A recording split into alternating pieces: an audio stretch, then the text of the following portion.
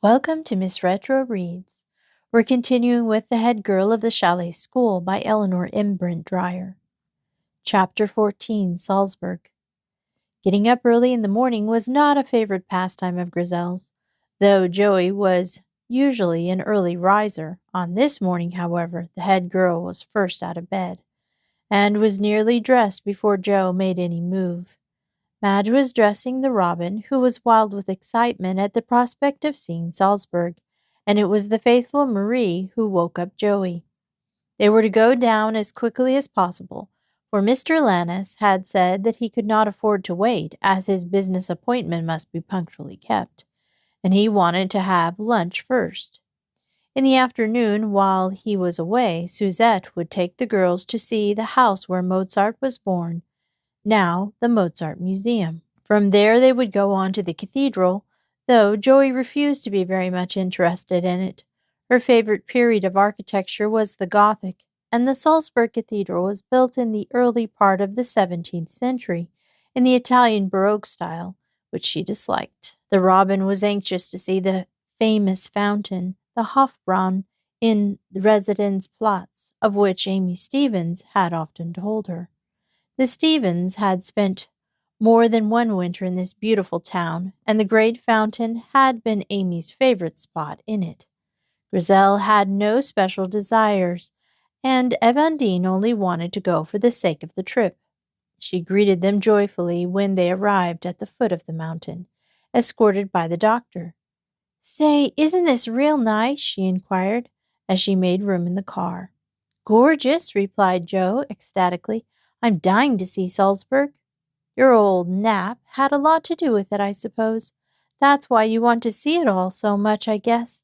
What I want is to hear that weird music thing at the Franciscan church. And they don't let females in, mean skunks." "What weird music thing?" demanded Grizel. "I don't remember its name, but I'm real mad to see it." "Well, if they don't let women in, I don't see you doing so," grinned Joey unsympathetically. After a pause, she continued, "Oh, isn't this positively gorgeous? I love mountain scenery." Evandine looked out of the window casually. "It's not so dusty. I say, Joey, what do you bet I get in and hear it after all?" "Nothing. You jolly well won't. Talk sense, Evandine, and let it alone. You'll only get run in if you try it on. They'd be safe to send for the gendarme.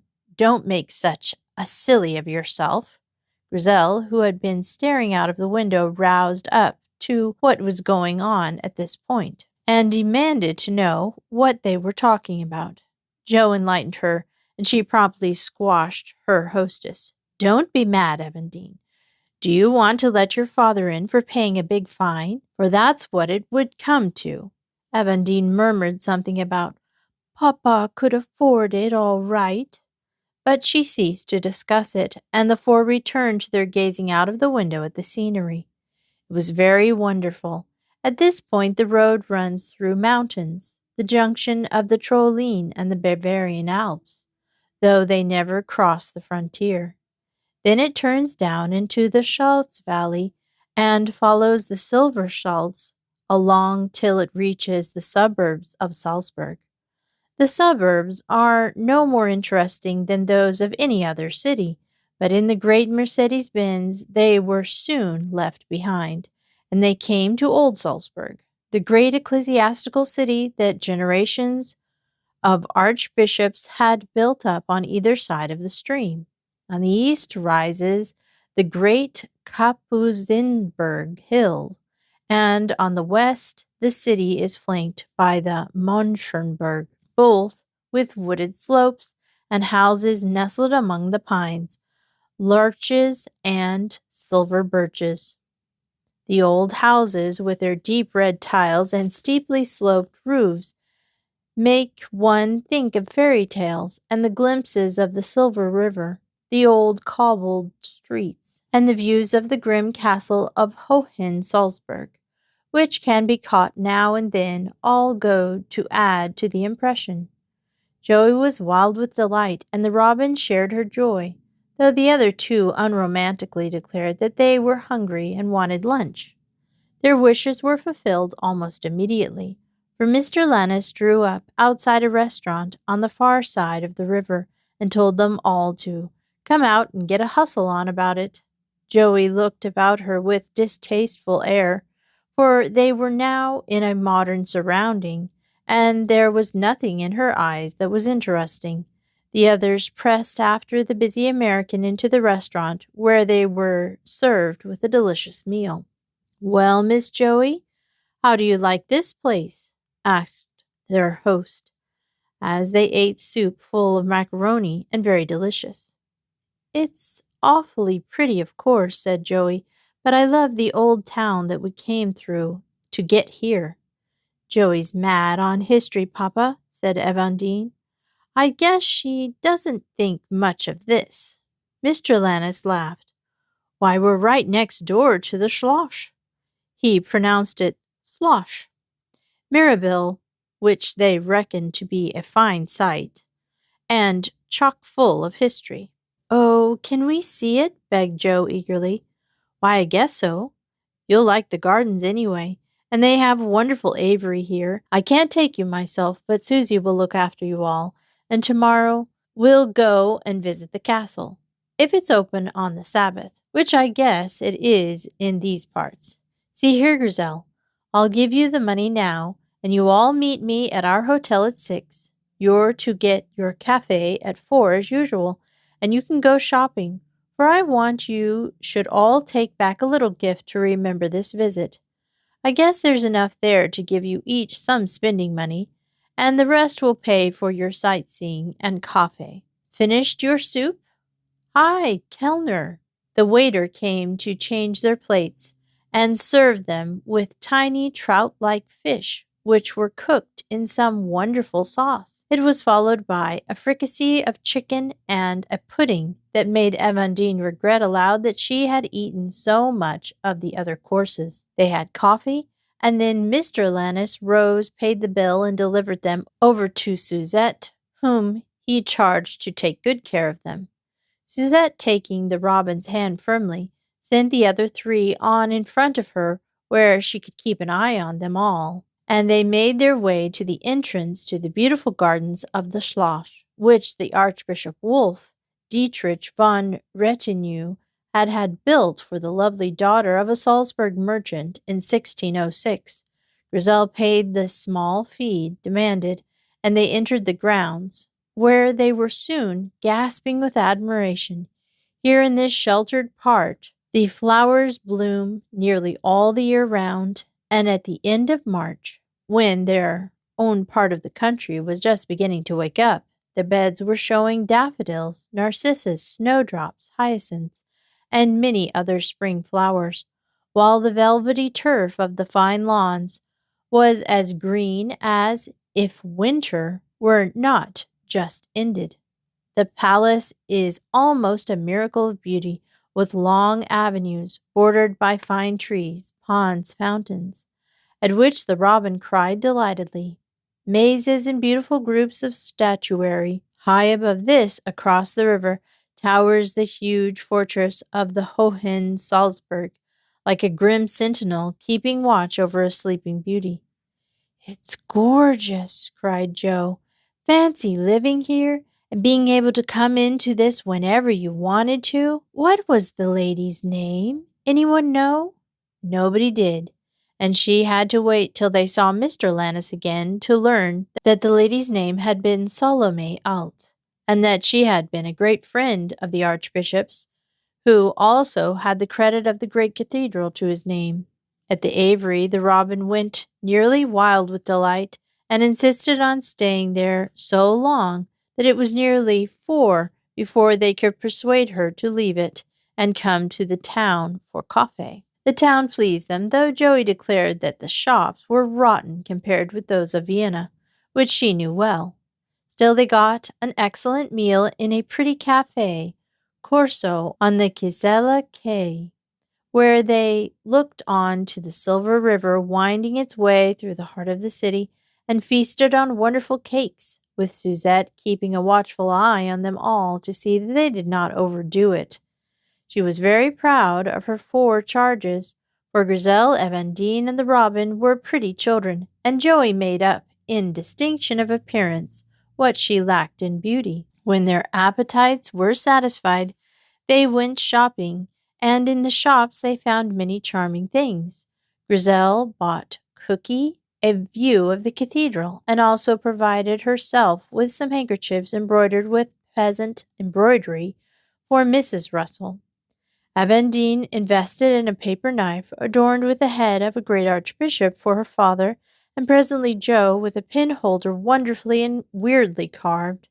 Jo bought postcards, a tiny ashtray for Jem, a doll for the Robin, and a collar for her sister. The Robin, after many confabulations with all of them, spent her money on a pencil case for the doctor, a brooch for his wife, handkerchiefs for the 3 girls, a collar for Suzette, and matchbox for Mr. Lannis, and a new tie for her father. "Papa will like it, n'est-ce pas?" she said to Joey, displaying its glories of blue dashes on a mauve background to them all. "He'll be overcome," vowed Joey, when she had recovered her breath. "You see," explained the small girl, "Papa always wears such sad colors, so I thought he might like this. It is so pretty." The thought of what Captain Humphreys, who was always clad in dark things, and whose tie certainly bore no affinity to the lurid things exposed in their view, would say on being informed that he was expected to wear it nearly convulsed Grizel and Jo, though Evandine, not knowing him as they did, saw nothing to laugh at, and opened her eyes when Joey, with a feeble excuse about "something awfully funny in that policeman," gurgled wildly, and Grizel joined her. "He's just like all of them, I guess," she said, after a prolonged scrutiny of the unconscious gendarme. "I don't see anything to laugh at about him." "And it is not polite," said Suzette severely. "Young ladies should not thus laugh in the streets. They should be calm and well behaved. Permit that I wrap up the cravat, mon petit, and let us now return to our hotel." The Robin gave up the tie, and she folded it up inside its paper, and with a final look of reproach, sent Evandine and Grizel on in front, keeping Jo and the Robin with her. As the Robin was not permitted to sit up for dinner, they showed Mr. Lannis their purchases before, and he was highly gratified at their gifts. He was in a fine good humor, for his business had gone well. He told them he would take them all to the theater except the baby, and on the next day he would take them to the Mozart Museum and the cathedral as well as the castle. Then the gong sounded for dinner, and the Robin trotted off to bed cheerfully, for Suzette had promised to sit beside her and tell her fairy tales before she went to sleep, and Evandine had said that Suzette was a ripper at stories. Guess she makes 'em up half the time, but they're pie. Pretty musical comedy from Vienna was under way when they reached the theater, and the 3 girls enjoyed it immensely. "One of the very nicest times I've ever known," said Jo, as she shook hands with Mr. Lannis. "If tomorrow's like today's been, this will be a wonderful visit." However, much was to happen before then. It was 2:30 in the morning, and Jo was having wild dreams in which Archbishop Wolf Dietrich, Salome Alt, the play they had been that night, and Robin's gift to her father were all thoroughly mixed up, when a bell suddenly clanged out sharply, startling her awake at once. At the same time, there was a wild shriek of fire through the building, and a noise of people hastily and horrifyingly awakened from sleep. She started to her feet at once, grabbing the first garments that came handy, and struggled in them at top speed, while she shrieked to Grizel, who was sleeping in a bed in the opposite corner. Grizel tumbled out and made for the electric switch, but in vain. She, too, grabbed her clothing and got into them in hot haste, while Jo made for the door to get to the Robin. It was opened as she reached it, and Mr. Lannis came in, the baby in his arms. Evandine following him and Suzette completely unnerved and in wild hysterics, clinging to his arm. His face brightened as he saw them, by the light of the electric torch, that the girls were awake and quite self-controlled. A wave of smoke came in with him, too, and they could hear the dull roaring of the fire, though as yet they could not see flames. "Here, Grizel," he said sharply, "take the baby. There's a fire escape at the end of this corridor. Come along, all of you." He hustled them out, and flinging an arm round Suzette, who screamed incessantly, and literally carrying her along the corridor, down which he ran, the children after him. They found the window to the escape blocked with people, many of them frantic with terror, and the noise of their cries, the agony in their faces, made the two English girls sick with horror. Evandine was crying quietly with fright, though she made no scene, only clung to Joey. The American realized that it would be dangerous to take the girls into the panic-stricken crowd and turned back. He remembered having seen another escape at a window on the story above them. Without a word, he dragged Suzette along, the girls following him. Up the stairs they went and came into a much narrower corridor.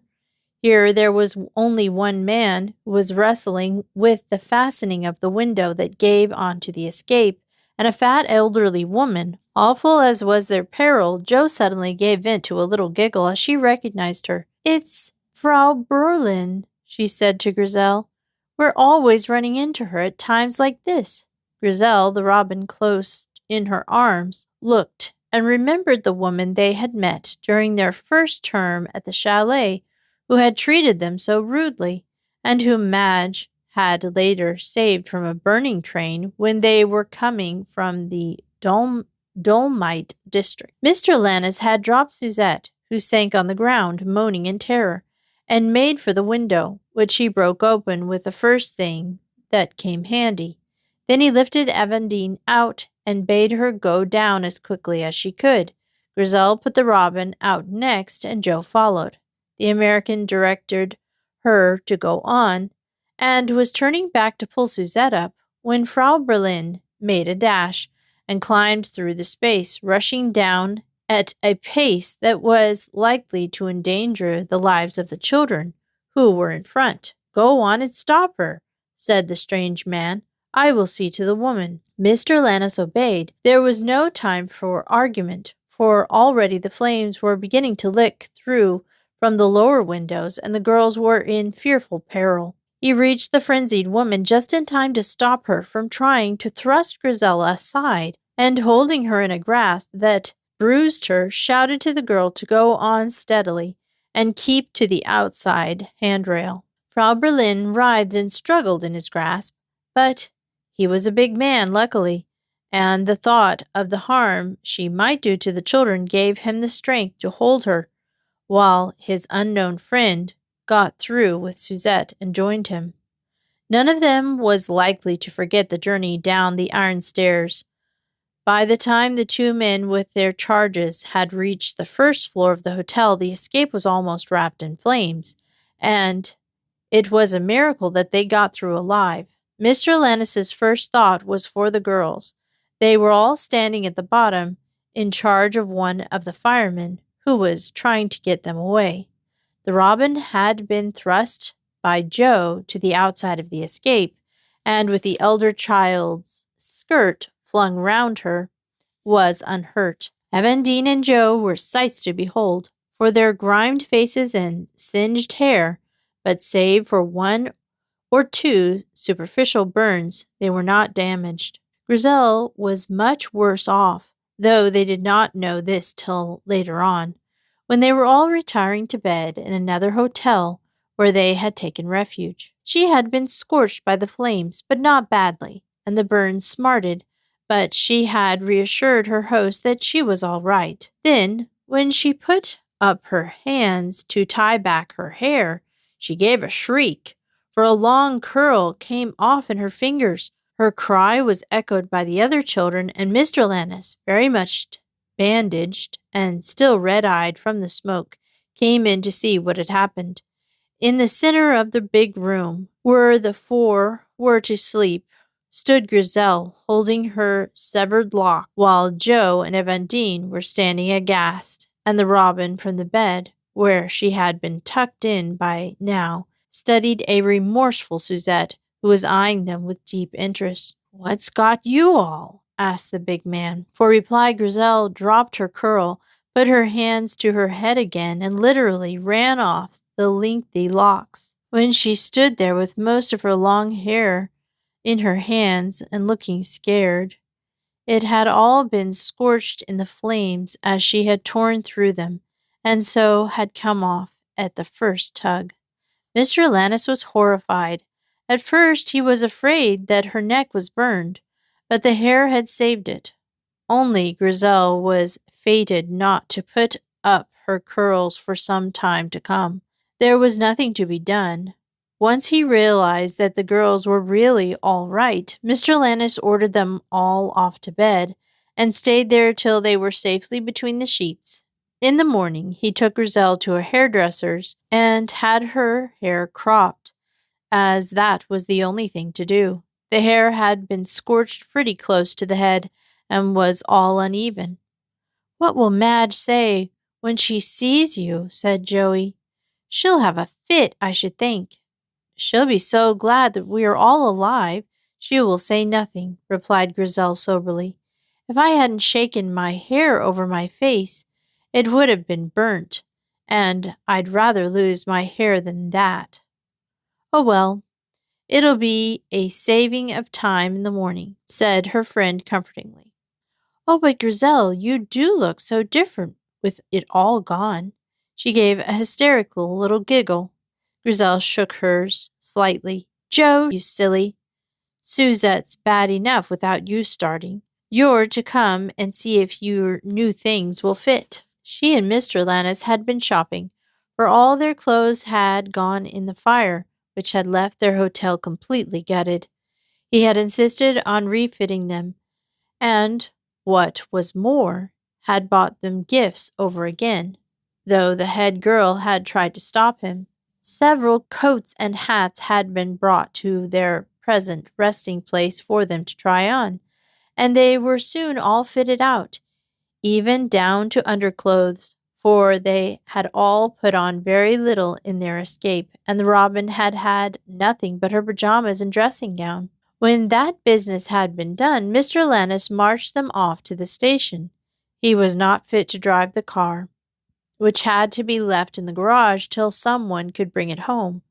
They were to be met at the Sparts by Dr. Jim, to whom they had phoned with the runabout, for the railway was not yet opened. "What happened to Frau Berlin?" asked Joey as she sat down in her corner. The robin cuddled close to her. "Hang it if I know," replied Mr. Lannis forcefully. "That woman should be shut up. She might have—" He paused and looked at them. He was doubtful how much they realized of the danger from the frantic woman. Joey answered this unconsciously. "She might have fallen down and killed herself. I don't like her, but it would have been horrid if that had happened, and it might have done. She's a pie-faced, rubber-necked four-flusher," said Evandine. "Those railings were as open as anything. She'd have gotten some crash if she had gone." Grizel shivered slightly. She knew what danger had threatened them all. If the others didn't, it wouldn't have been Frau Berlin who had fallen through the railings. Mr. Lannis noticed it and promptly began to talk about the history of Salzburg to divert their minds from the memory. He was so successful that 20 minutes after Joe and the head girl were well away with their old argument as to whether Napoleon was a great man or not, and they kept off dangerous topics for the rest of the journey, much to the Americans' relief. Chapter 15, The New Term. "Matron, can I unpack now, please?" "Please, Matron, which is to be the new girl's cubby in our dorm?" "Matron, may I have the window cubby this term? Do say I may." "Please, Matron, Miss Maynard says if the new girl Carolina Flower is to unpack, can she go to the study? If she isn't, can she go as soon as she is?" Matron sat back on her heels and glared around the importunate throng. If you don't all stop talking for 5 minutes, she remarked, you'll drive me into the nearest lunatic asylum. Now, Joe, give me Miss Maynard's message again, please. Like a parrot, Joe repeated her message gravely, and the harassed lady, who saw to the physical welfare of the Chalet school, nodded. Carolina Flowers is unpacked and may go with you now. Her cubicle is number 5. Can you remember that, Carolina? Yes, drawled Carolina, a fair, sturdy girl with enormous blue eyes. Then trot along with Joe. She can look after you for the present. No, Evandine, you may not have a window cubicle. I know what that would mean. You will sleep in number 7 as you did last term. Yes, Ilonka, I am ready to unpack you now. So come along, and don't waste time. Paula and Frida, you may be getting your cases open, and Simone, you can help to carry Ilonka's things to her cubicle.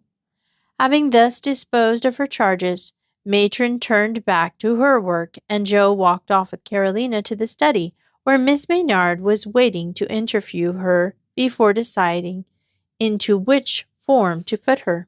It was the last week of April, and the weather was gloriously fine, so when Joey had seen Carolina close the study door after her, she wandered out into the flower garden, where she found her own special gang, with the exception of the people who were unpacking, all congregated together and discussing the new term.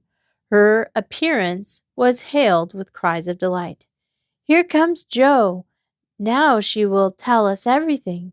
The speaker, Bianca de Ferreira, ran forward and linked her arms in her leader's. Joe, we wish to know if it is true that Madame is not coming down to school at all this term.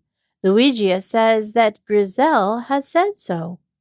Yes, quite true, replied Joe.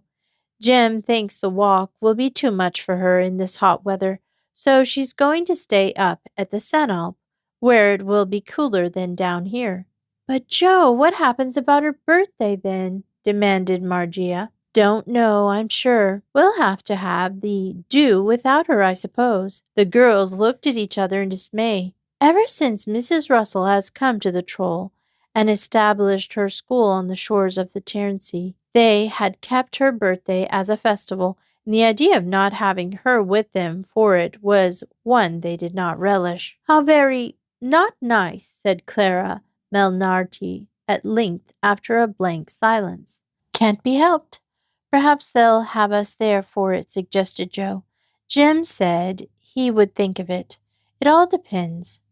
Oh, but that would be ravishing, declared Bianca, beginning to smile. Joe, Griselle said that we are to have some new girls this term. Do you know anything about them?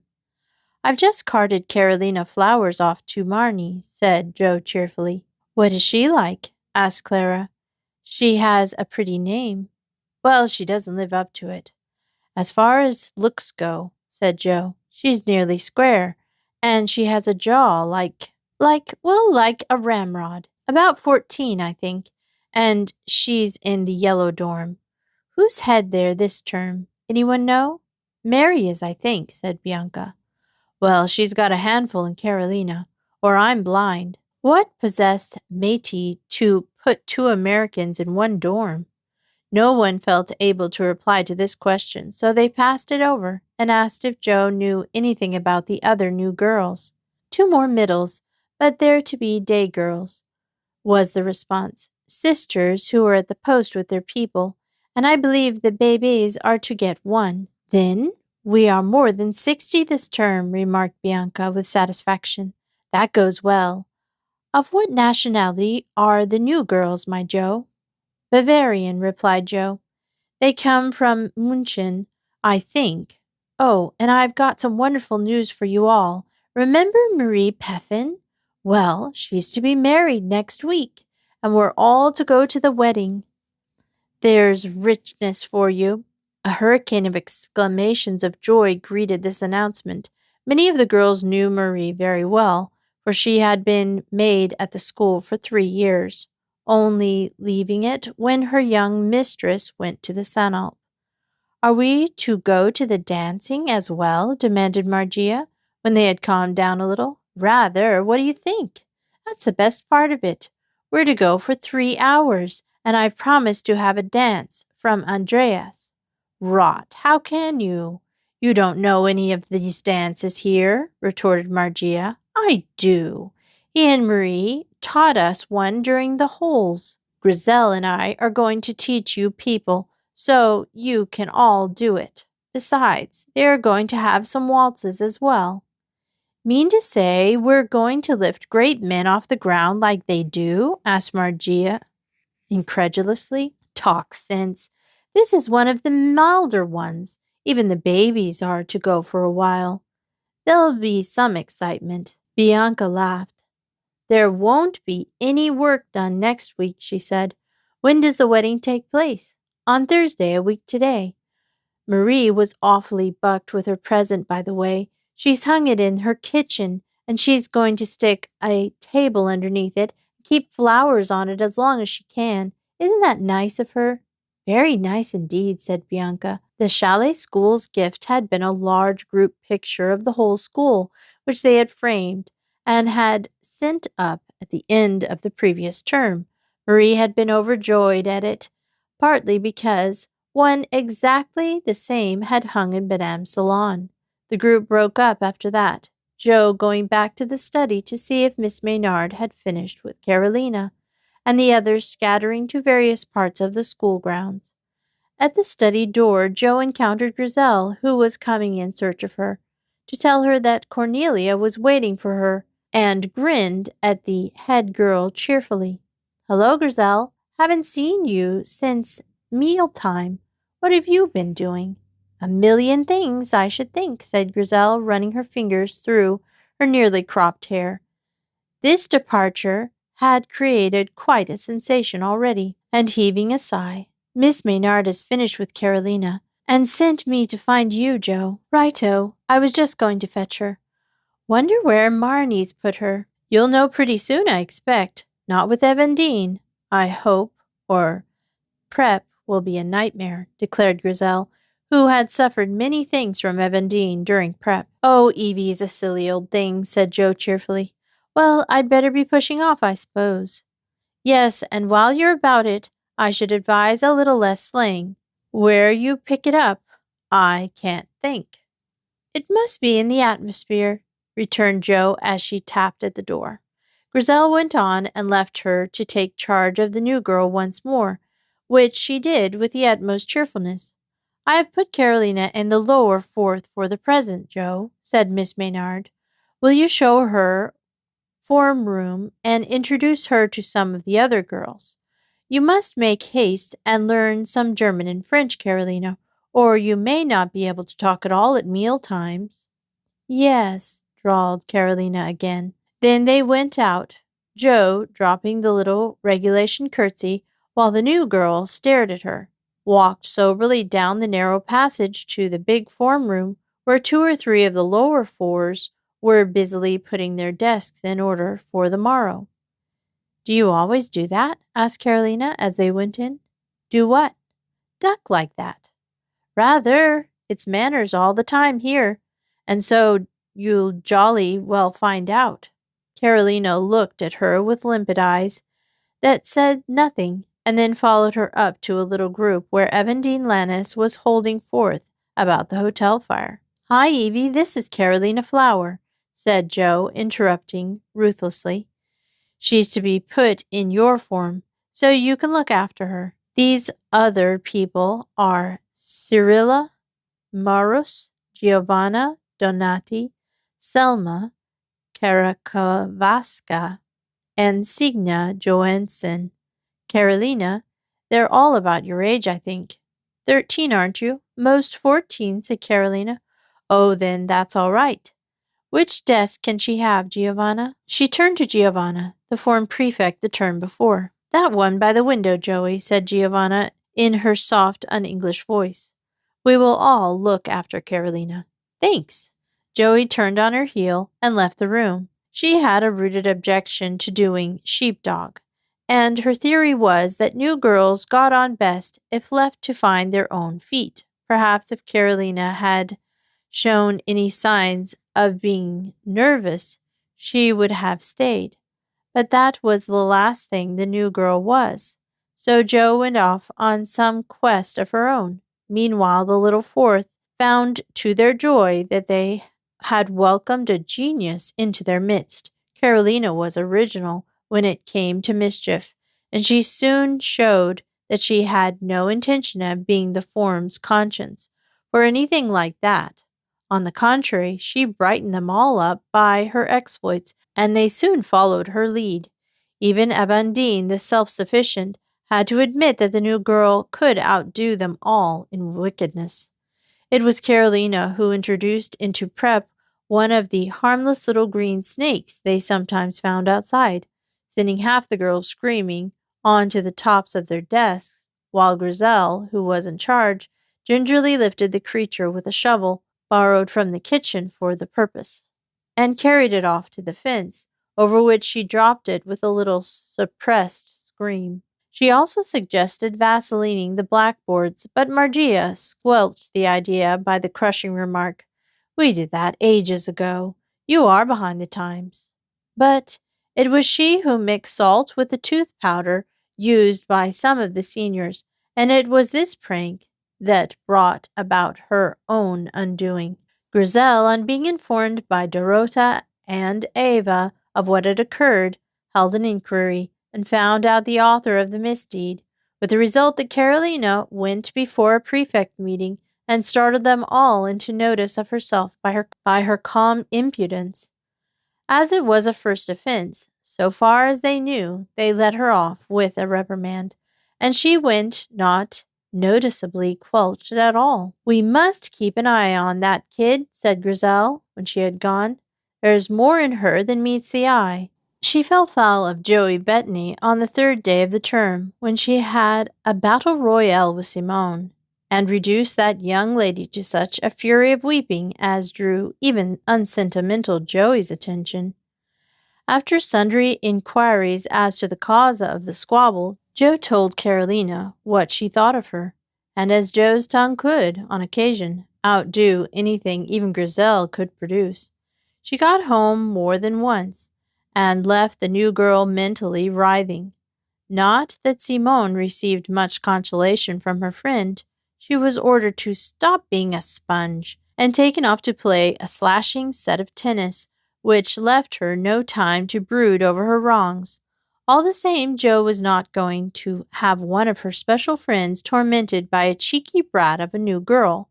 Carolina, on the other side, resolved to get even with Jo. But just then, Maria's wedding intervened, and hostilities were postponed. We'll continue this book next Wednesday. Thanks for listening to Miss Retro Reads.